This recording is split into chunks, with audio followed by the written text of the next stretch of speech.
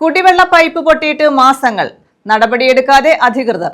പന്മന കുറ്റാമുക്കിനും വെറ്റമുക്കിനും മധ്യയാണ് 9 മാസത്തിലേറെയായി കുടിവെള്ള പൈപ്പ് പൊട്ടി വെള്ളം പാഴാകുന്നത്.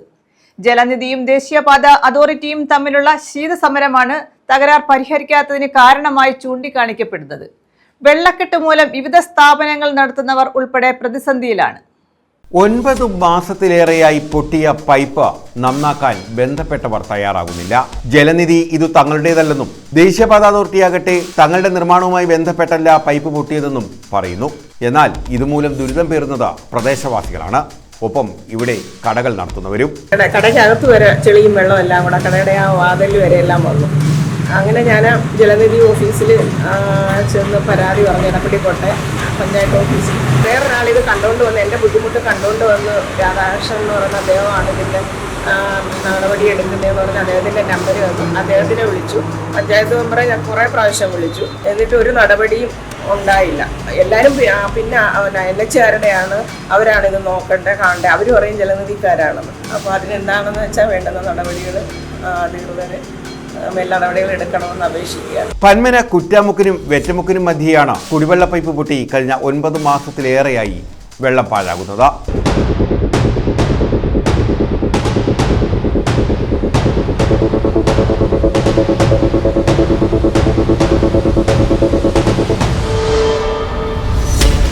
മഴ മൂലം വെള്ളം കെട്ടിക്കിടക്കുന്നു.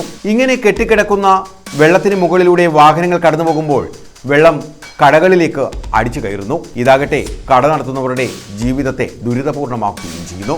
പഞ്ചായത്ത് പ്രസിഡന്റിനോടും പഞ്ചായത്ത് അംഗങ്ങളോടുമൊക്കെ പരാതി പറഞ്ഞ് പ്രദേശവാസികളും കടക്കാരും മടുത്തു. എല്ലാവരും നടപടി സ്വീകരിക്കാം എന്ന് പറയുന്നതല്ലാതെ തിരിഞ്ഞു നോക്കാൻ പോലും തയ്യാറാകുന്നില്ല.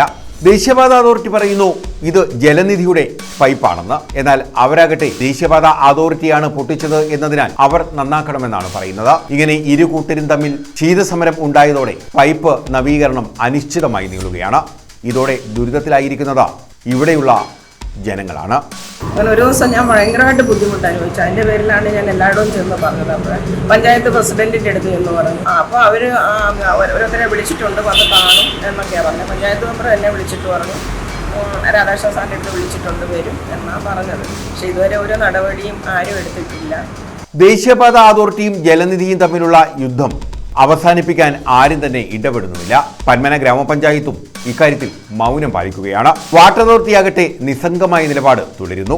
ജനങ്ങളാകട്ടെ ആരോട് പരാതി പറയും എന്ന് അറിയാതെ ഇപ്പോൾ ആകെ ബുദ്ധിമുട്ടുകയുമാണ്.